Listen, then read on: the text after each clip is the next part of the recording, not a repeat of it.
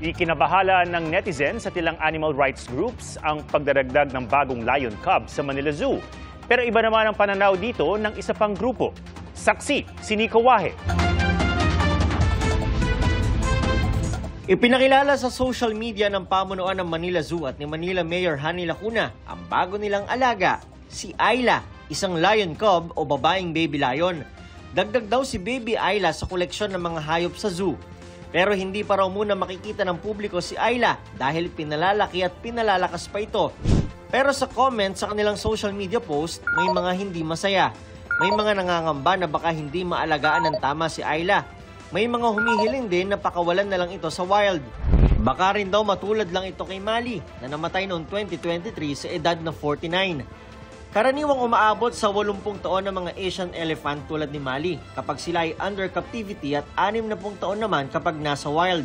Tingin ng Philippine Animal Welfare Society o PAWS, sa paningin po namin, wala nang pong saysay yung mga sinasabing argumento for the promotion of zoos in that it's educational or that it supports conservation efforts. Kasi sa totoo lang po, hindi din po sila nag-exhibit to mga behavior na normally ay dapat in-exhibit nila in the correct na environment kung saan talaga sila dapat nakatira. Dismayado rin ang People for the Ethical Treatment of Animals o PETA. Hindi ito maganda para sa kanya. Maganda lang ito para sa zoo. Ibigay natin itong baby na lion na ito sa eksperto na kayang i-rehabilitate at i-assess kung pwede pa ba siyang ibalik sa kanyang natural habitat.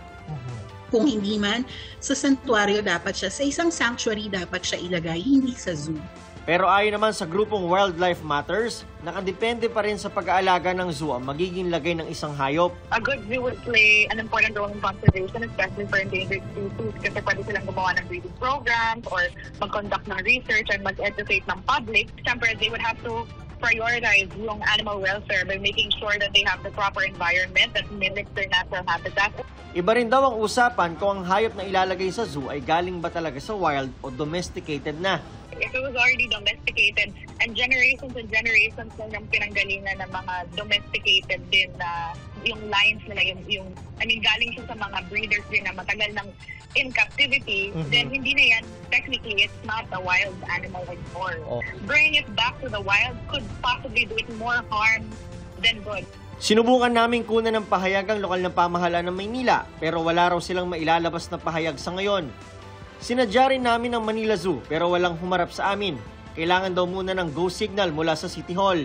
Ang mga hayop, mapa-domestic man o nasa wild, pare-pareho lang ang gusto niyan. Ang mapangalagaan at mabuhay ng tama. Para sa GMA Integrated News, ako si Nico Wahe, ang inyong saksi.